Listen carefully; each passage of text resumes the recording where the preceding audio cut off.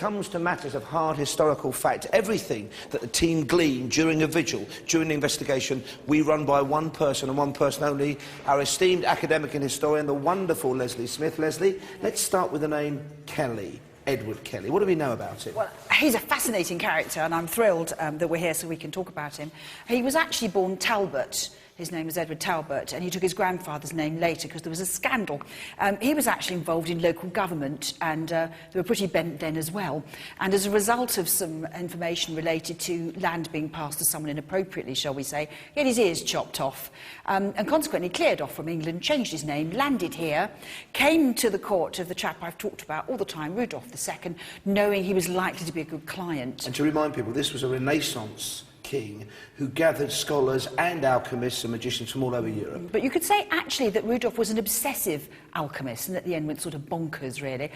He was determined to find the thing that would turn base metal into gold. But on top of that, the thing that was really appealing to him about Kelly claimed he had the famous Philosopher's Stone, which was in fact the elixir of eternal life, and he gave him a very good pension, and so this charlatan had a lovely time with that, and needless to say, lived rather well, and was ennobled. I mean, he was actually lifted into that class. Constantly then, as far as King Rudolph was concerned, looking for this elusive Philosopher's Stone. Absolutely, he was hugely rich, he had everything he needed, but what he didn't have was eternal life, and this man, Kelly, claimed he'd got it. John Dee's fascinating as well, one of my top 5 favourite people in history. He was Elizabeth I, one of her most treasured sort of advisors, if you like. He told her what coronation day she should pick and everything. He used to speak to angels through a black mirror. You can still see it in the British Museum.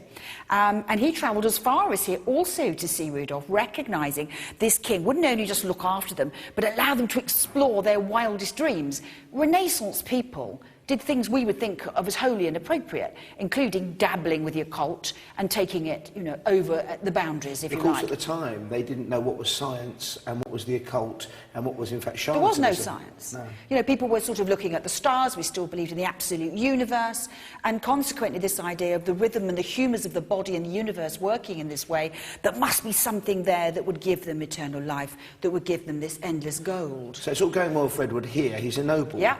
But how come he ends up in this castle? What did he do wrong? Well, people were starting to get a bit ticked off with him because he was not producing the goods. And so, consequently, on one occasion, he had a punch-up with a chap called George Hunclair. In fact, the Czech pronunciation is rather different from George, but it means the same thing. That was the name you asked Karl and Yvette to call exactly. out for. So they had a ding-dong together, and they had a duel, and he killed George. And so, consequently, he got shut in here. Doesn't surprise me. This is for political prisoners. This is a nobleman killing another nobleman.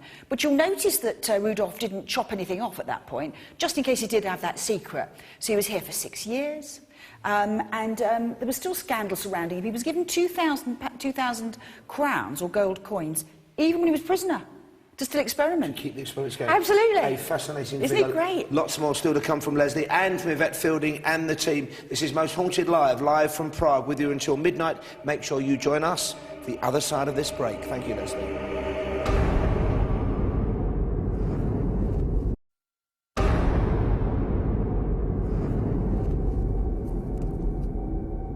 This is Most Haunted Live, our penultimate night from the Czech Republic, and tonight we've based ourselves about 1 hour outside Prague, the capital, of course, in Castle Srivaklad, an amazing edifice dating back hundreds of years, and the vigil with Yvette Fielding and the team has already begun. So let's get straight back to Yvette at the cutting edge of our paranormal investigation. Yvette.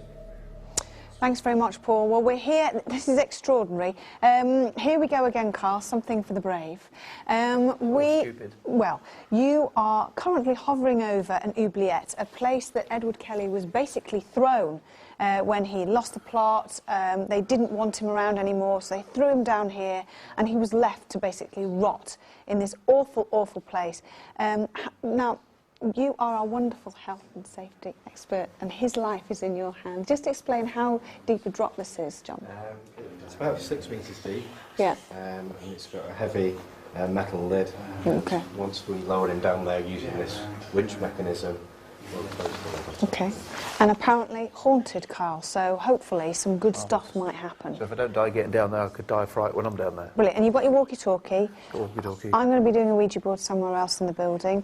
Once you go down, bring the, they'll bring the harness back up, and I'd like Chris, I'd like you to go down there too, with Carl, Okay, how are you with heights? Not that good. Yeah, but you're going to go. I want you to go. I don't care whether you're happy or not going down there. I want you to go down there, okay? How do you feel, Chris? Bit scared. No, I don't really fancy that. Yeah, well, you're going to do it. I want you to do it because I think it'd be good, yeah? Do it, yeah. I think it'd be good.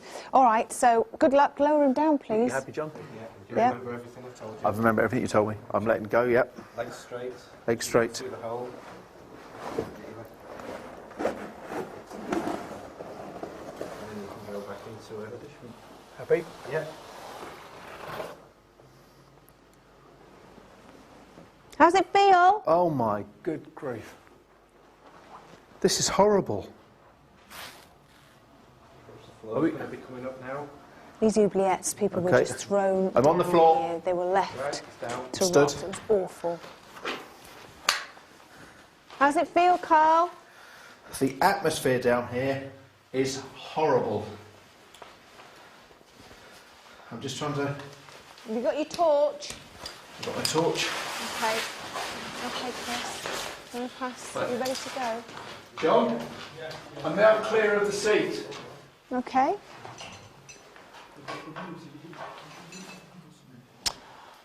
Brilliant. Okay, well, as Chris gets ready to go and join Carl in the oubliette, me and Stu are now going to go and find the rest of the team while we begin a Ouija board. So do you want to follow me, Stuart? Okay. Good luck, Chris. Okay, you have got a walkie-talkie, but once you're down there, this is going to be put on top, this gate.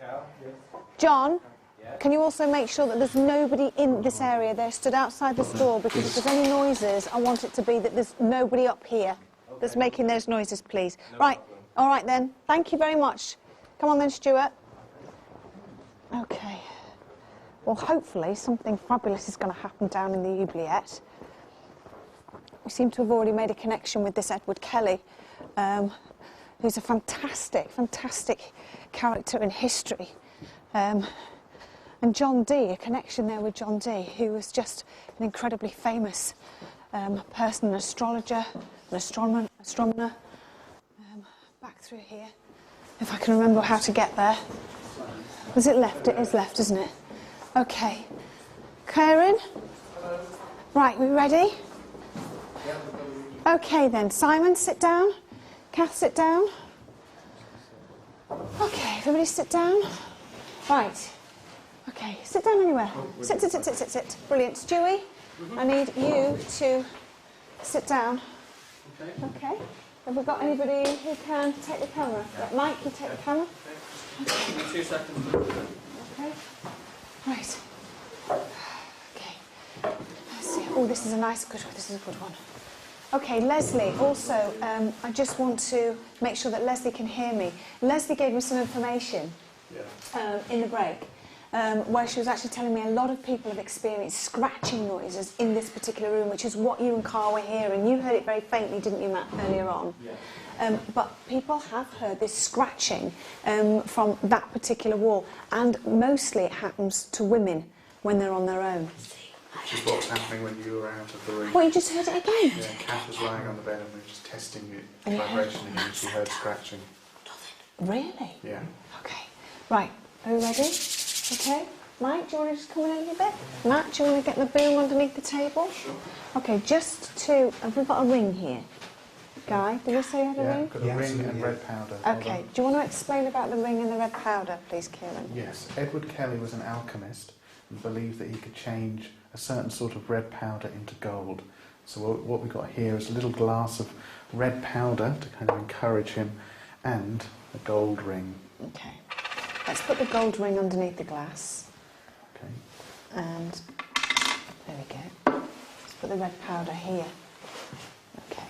Right. Let's just see if we get some energy first. So join hands, feet flat on the ground. Everybody keep very, very still. Don't move, and if you can help it, please try not to move your coats. Take my earpiece out for the moment. So Guy, I don't have an earpiece in, okay? If Leslie comes through, Guy, Yeah. with any information, can you tell me to put Absolutely, my earpiece in? Okay. I'm calling out to the spirit of Edward Kelly.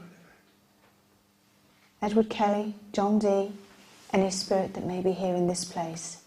if you can hear my voice, please come towards us now.